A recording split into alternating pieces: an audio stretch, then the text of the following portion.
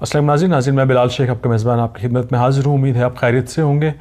آج 21 اکتوبر ہے اور دن ہے بدھ کا. آج کی جو سب سے اہم خبر ہے وہ ڈیفینیٹلی کل جو واقعہ ہوا آئی جی سندھ کے اغوا کا جو ایک الزام لگا کیپٹن صفدر پر FIR کے حوالے سے، اس کے تناظر میں ہے کہ ہمیں ذرائع نے اب سے کچھ دیر پہلے یہ کنفرم کیا ہے ناظرین کہ جو آرمی چیف ہیں جنرل باجوہ، ان کی حکم پر جو انکوائری کمیٹی ایک تشکیل دی گئی تھی کور کمانڈر کراچی کی سربراہی میں اس واقعے کی تحقیقات کے لیے، اس نے اپنی ابتدائی رپورٹ پیش کر دی ہے مقتدر حلقوں کو، اور آئندہ 24 سے 48 گھنٹے میں اس حوالے سے تفصیلات جو ہیں آئندہ سے 24 سے 48 گھنٹے میں اس حوالے سے تفصیلات جو ہیں وہ عوام کے سامنے لائے جانے کا امکان ہے. یہ کس طرح لائی جاتی ہیں، یا SPR کی جانب سے کوئی پریس کانفرنس کی جاتی ہے، یا جو ان کا طریقہ کار ہے دوسرا اعلامی کا اس حوالے سے کوئی ان کی پریس ریلیز جاری کی جاتی ہے. یہ جو چیز آپ کے سامنے آئندہ 24 سے 48 گھنٹے میں آ جائے گی. اور اب سے کچھ دیر پہلے وزیر اعلیٰ سندھ جو ہیں انہوں نے پہلی بار اس ایشو پہ کھل کے لب کشائی کی ہے. وزیر اعلیٰ سندھ جو ہے مراد علی شاہ، ان پہ الزام لگتا رہا جب سے یہ واقعہ پیش آیا کہ وہ کھل کے اس حوالے سے اپنا موقف سامنے نہیں لا رہے، اور ان کا جو موقف ہے اور بلاول بھٹو کا جو موقف ہے، جس کے بعد جو ہے آرمی چیف اس بات پہ مجبور ہوئے کہ وہ انکوائری کمیٹی تشکیل دیں، اور انہوں نے اس حوالے سے احکامات جاری کیے. تو یہ کہا جا رہا تھا کہ مراد علی شاہ اور جو بلاول بھٹو ہیں ان کا جو بیانی ہے اس میں تضاد ہے. لیکن اب سے کچھ دیر پہلے جو سندھ اسمبلی میں مراد علی شاہ نے جو تقریر کی ہے اس میں انہوں نے بڑے سنگین الزامات عائد کیے ہیں حکومت پر، اور جو وہاں حلقے ہیں مقتدر جن پر یہ الزام تھا کہ انہوں نے سندھ پولیس کو دباؤ میں ڈال کے جو ہے FIR درج کرائی ہے. اور جس تناظر میں یہ کہا گیا ہے، وزیر علی شاہ نے یہ الزام لگایا ہے وزیر اعلیٰ سندھ نے، انہوں نے بتایا کہ رات 1:30 بجے جو ہے وہ دباؤ ڈالا گیا جو ہے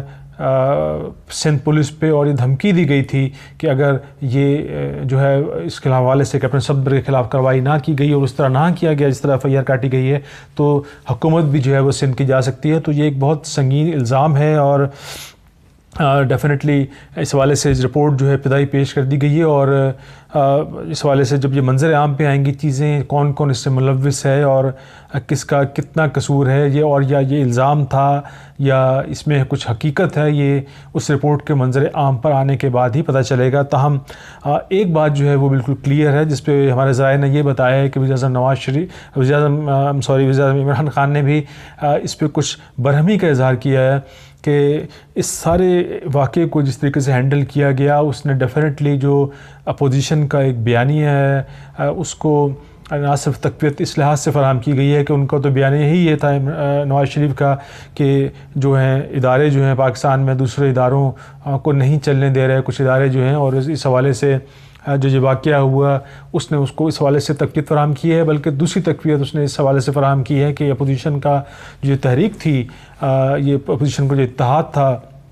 11 جماعتوں میں مشتمل، اور بظاہر اس اپوزیشن کے اتحاد کا جو غبارہ ہے اس میں سے ہوا نکل چکی تھی.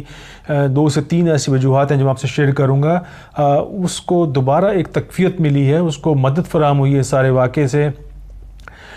کیونکہ اپوزیشن کے حوالے سے لوگوں کا یہ کہنا تھا جو اتحاد ہے کہ یہ ایک غیر فطری اتحاد تھا ایسی جماعتوں کے درمیان جن کا نہ صرف منشور ایک دوسرے سے بالکل زمین آسمان کا فرق ہے، بلکہ ان کا یہ کہنا تھا عوام کا، اور ان کا پرسیپشن یہ تھا کہ جماعتیں صرف اپنے ذاتی مفاد کے لیے اور اپنے جو کرپشن ہے اس کو چھپانے کے لیے اکٹھی ہوئی ہیں. اور وزیر اعظم عمران خان صاحب نے بھی یہ کہا تھا بیان میں کہ ان کا مقصد جو ہے صرف NRO لینا ہے اور میں ان کو NRO نہیں دوں گا. تاہم جب یہ غیر فطری جو اتحاد ہے یہ جس نے گجرانوالہ میں اور کراچی میں 2 جلسے تو کیے، تاہم ان جلسوں کے باوجود یہ کامیاب تھے جلسے یا نہیں تھے، یہ ایک علیحدہ بحث ہے. لیکن جو اپوزیشن کی جو تحریک تھی اس کو کافی دھچکا پہنچا تھا اس اپوزیشن کے اتحاد کو بنیادی طور پہ 3 وجوہات کی بنیاد پہ. ایک تو نواز شریف کی جو تقریر تھی گجرانوالہ میں، اس پہ پورے پاکستان میں بڑی برہمی کا اظہار کیا گیا. اس کو پذیرائی حاصل نہیں ہوئی کہیں سے بھی، کیونکہ لوگوں کا یہ کہنا تھا کہ جو بھارت کا ایجنڈا ہے، جو پاکستان کی جو فوج ہے اس کے خلاف جو بیانیہ ہے بھارت کا، اس کو آگے بڑھانے میں نواز شریف کی تقریر نے بڑا اہم کردار ادا کیا ہے. اور نواز شریف نے بیسکلی جو بھارت کا میڈیا ہے وہ جس طرح وہاں خوشیاں منائی گئیں اور جس طریقے سے انہوں نے اس خبر کو ہائی لائٹ کیا تو یہ اس حوالے سے یہ پہلی دراڑ تھی، کیونکہ اپوزیشن میں جو 11 جماعتیں تھیں اس میں سے بھی بیشتر جماعتیں جو ہیں خود نون لیگ کے جو حلقے ہیں انہوں نے نواز شریف کی اس تقریر کو جو ہے وہ خود کو حملے کے جو ہے مترادف قرار دیا تھا، نہ صرف نون لیگ پہ بلکہ اس اپوزیشن کے اتحاد پہ۔ اس کے بعد جو دوسرا واقعہ ہوا جس میں کراچی میں نواز شریف کو تقریر نہیں کرنے دی گئی، اور اس پہ بھی یہ کہا جا رہا ہے کہ جو آصف علی زرداری کی جو ملاقات ہوئی تھی ہسپتال میں مولانا فضل الرحمان سے، اس میں بھی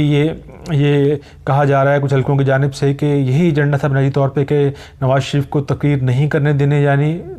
دی جانی، اور یہی فیصلہ ہوا تھا۔ اور اس کا مقصد جو تھا بنیادی طور پہ پیپلز پارٹی کو، چونکہ اس اتحاد میں حصہ بننے سے پیپلز پارٹی کے جو بنیادی کچھ مقاصد تھے،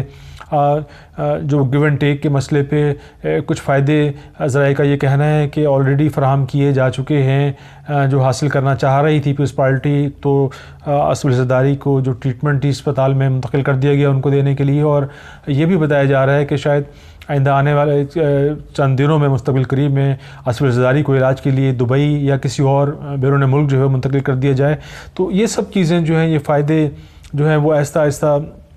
یہ ملنا شاید شروع ہو گئے تھے پیپلز پارٹی کو۔ تو یہ جو ایک دراڑ تھی دوسری، اور یہ امپریشن تھا کہ یہ پیپلز پارٹی اور دوسری جماعتوں میں، خاص طور پہ نون لیگ میں جو یہ دوریاں جو ہیں وہ پیدا ہو رہی ہیں اس اتحاد کے حوالے سے اپوزیشن کی، اور پھر بلاول بھٹو کا جو کوئٹہ میں تقریر نہ کرنے کا فیصلہ تھا وہ بھی اسی سلسلے کی کڑی دکھائی دے رہی تھی۔ پھر اس پہ جو تیسرا ایک اس میں جو بیسکلی جو دھچکا پہنچا تھا اپوزیشن کے اس اتحاد کو، وہ کیپٹن صفدر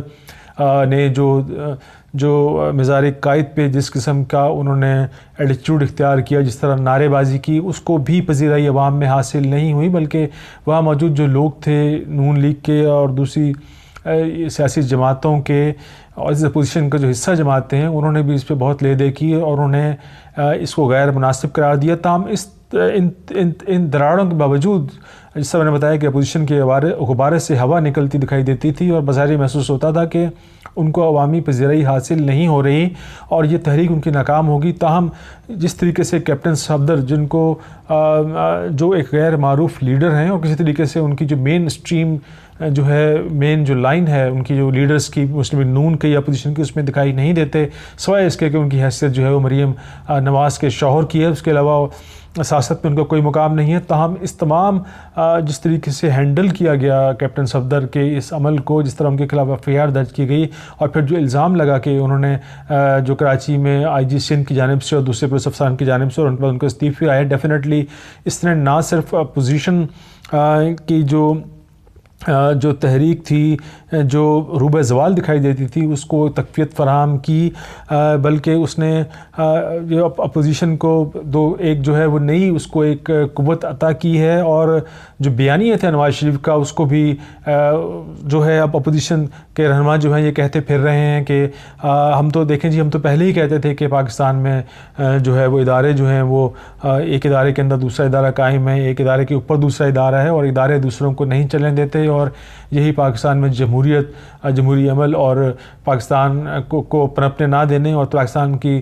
جو ترقی نہ کرنے کا عمل ہے، اس کی بنیادی وجہ یہی ہے، اداروں کا یہ کردار۔ اور اس کے علاوہ جو دوسری صورتحال ہے، اس میں جو افسوسناک ایک دوسرا پہلو جو ہے، کم از کم میری نظر میں، وہ یہ ہے کہ جس انداز میں IG سندھ اور جو سندھ کے دیگر پولیس افسران ہیں انہوں نے استعفیٰ دیا، وہ نہ صرف افسوسناک اس لحاظ سے ہے کہ وہ اداروں میں مداخلت کو ظاہر کرتا ہے، الزام کی حد تک اسے آپ لے لیں، تاہم اس کا دوسرا جو پہلو ہے وہ بھی بڑا افسوسناک ہے کہ کیا پاکستان میں ایک IG جو ایک صوبے میں جو ہے وہ لا انفورسمنٹ کا سربراہ ہوتا ہے، اس کی اور ڈیفینیٹلی بہت بڑا افسر ہوتا ہے IG، اور اس کی کیا وقت ہے پاکستان میں جو مقتدر حلقے ہیں ان اداروں کے سامنے، کہ وہ بیچارہ FIR تک نہیں کٹوا سکتا، وہ چوں تک نہیں کر سکتا۔ تو پاکستان کے عوام یہ سوچنے میں اور یہ پوچھنے میں حق بجانب ہیں کہ ہماری حفاظت پہ مامور پولیس افسران اگر ان بیچاروں میں اتنا دم خم نہیں ہے تو ہمارا اور ہمارے بچوں کا پاکستان میں جو ہے وہ پھر اللہ ہی حافظ ہے۔ تو بہرحال جس طرح میں نے بتایا کہ ابتدائی رپورٹ آنے کے بعد 24 سے 48 گھنٹے میں اس حوالے سے مزید پیش رفت کا امکان ہے، اور ڈیفینیٹلی یہ بڑی بریک تھرو ہوگی، اور پوری پاکستانی قوم منتظر ہے یہ دیکھنے کی کہ کیا رپورٹ آتی ہے اور اس پہ کیا ایکشن لیا جاتا ہے۔ جب بھی یہ سلسلہ تمام ہوگا ہم اس حساب سے شیئر کریں گے۔ ہمارا چینل دیکھتے رہیے اور ہمیں سبسکرائب کیجیے۔ آپ کا بہت بہت شکریہ۔